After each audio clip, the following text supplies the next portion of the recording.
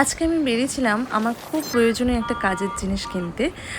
সেদিন বলেছিল যে চলে আসবে, তো আমরা গিয়েছিলাম। বলল লেট হবে, 1 ঘন্টা এখনও লাগবে, এখনও ডেলিভারি হয়নি, তুমি দিদি 1 ঘন্টা পরে এসো। তো 1 ঘন্টা বসে বসে আমরা কি করব সেই ভেবে ভেবে আমরা দুজনে বেরিয়ে পড়লাম। কিন্তু কোথায় যাচ্ছি সেটা তোমরা একটু পরে দেখলেই বুঝতে পারবে। কিছুক্ষণ পরে গিয়েই দেখছি, তোমরাই গেস করে বলো তো এটা কোন জায়গা। আশা করি সবাই জানো এটা কোন জায়গা। এত সুন্দর লাগছিল না, তখনই মনে হলো যে সত্যিই পুজো পুজো চলে এসেছে।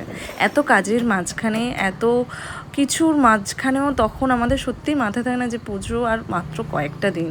এই পুজোটার জন্য আমরা সারা বছর অপেক্ষা করি, আবার কবে আসবে। সবাই দুঃখ ভুলে, সব অভাব ভুলে আমরা সেই দিন আনন্দে মেতে উঠি। এই কটা দিন খুব আমাদের খুশি হয়, সব কিছু আমরা দুঃখ বেদনা ভুলে সবাই নির্বিশেষে আমরা সবাই এই পুজোতে আনন্দ করি। তখন যেন সব কিছু মনে হচ্ছিল। আর সত্যি কথা বলতে, যখন এনাদের কাজের হাতের কাজ দেখে আমার তো জাস্ট আমি স্টপ, মানে এই প্রথম আমি গেছি, সিরিয়াসলি আমি এই প্রথম গেছি। আমি কখনো যাইনি, এই প্রথম গেছি। মানে আমরা তো ঠাকুরটাকে দেখি আর ভাবি কি সুন্দর যে তৈরি করছে, কত সুন্দর তাদের হাতের কাজ। কিন্তু আজকের আমি প্রথম দেখলাম যে এমনি আমাদের আশেপাশে সবাইকে, কিন্তু এত ঠাকুর আমি কখনো মানে একসাথে দেখিনি। এই যে তৈরি হচ্ছে আর এনাদের হাতের কাজ এত সুন্দর, মানে একটা মাটির ডালাকে কি সুন্দর তার মুখের নকশা করে সুন্দর করে তুলেছে। আর এইটা দেখে আমি যখন অবাক হয়ে গেছি, তখন জয় আমাকে বললো যে তুমিও তো একটা শিল্পী, তুমিও তো সুন্দর করো মানুষকে। কিন্তু আমাদের শিল্পী আর এনাদের শিল্পী যেন, আমি শুধু এইটাই বললাম যে আমরা যাদের সাজায় তাদের তো চোখ নাক ঠোঁট অটোমেটিক রয়েছে, কিন্তু এনারা একটা মাটির ডালাকে কী সুন্দর একটা চোখ নাক ঠোঁট করে এত সুন্দর করে দেয়। তারপরেই তো কিছুটা গিয়েই দেখতেই পাচ্ছ যে আমাদের গঙ্গার ঘাট, যেটা খুব সুন্দর, বসলে যেন সব কিছু ভুলে যায়, সব একই দিকে আমরা তাকিয়ে থাকি। খুব ভালো লাগে জায়গাটা, আমার তো খুব ভালো লেগেছে। আর এত সুন্দর হাতের কাজ, এত মানুষের পরিশ্রম।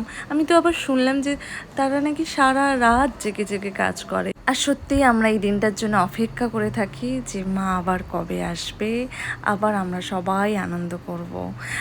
আস্তে আস্তে শুনতে ভীষণ ভালো লাগে, সত্যিই তাই। আর ওখানে গেলে তো মনেই হবে যে পুজো এসেই গেছে, আর কটা দিন মাত্র বাকি। আর এখানে দেখলাম প্রচুর ফটোগ্রাফার, প্রচুর, মানে সবাই যেন একটা ফটো তুলতে সত্যি আসে, সবাই ঘুরতে আসে, কেউ প্রি ওয়েডিং শ্যুট করতে আসে, কেউ এমনি ভিডিও করতে আসে, কেউ এমনি ফটো তুলতে আসে। সবার ভালো লাগে এই জায়গাটা, এমন একটা জায়গা যে যে যাবে না তার সত্যিই খুব ভালো লাগবে। আমি প্রথম গেছি তো খুব এক্সাইটেড হয়ে গিয়েছিলাম। আর তোমরাই বলো তো এই জায়গাটা কোথায়? অনেকেই জানো, অনেকে না, সবাই জানে এই জায়গাটা কোথায়। আর কারা কারা এই জায়গাটা গিয়েছো, আর যদি না গিয়ে থাকো একবার সবাই কিন্তু ঘুরতে যেও। খুব সুন্দর জায়গা আর খুব ভালো লাগার জায়গা। আর অবশ্যই কিন্তু ওর পাশেই রয়েছে আমাদের গঙ্গার ঘাট, সেখানে যেতে কিন্তু একদম কেউ ভুলো না, কারণ ওখানে হচ্ছে মন ভালো করার একটা জায়গা। সব কিছু তুমি ভুলে যাবে ওখানটায় বসলেই না, সব কিছু ভুলে যাবে। আর খুব সুন্দর জায়গা, কিন্তু যত সন্ধে হবে, যত বিকেলে, তত ভিড় বেড়ে যাবে।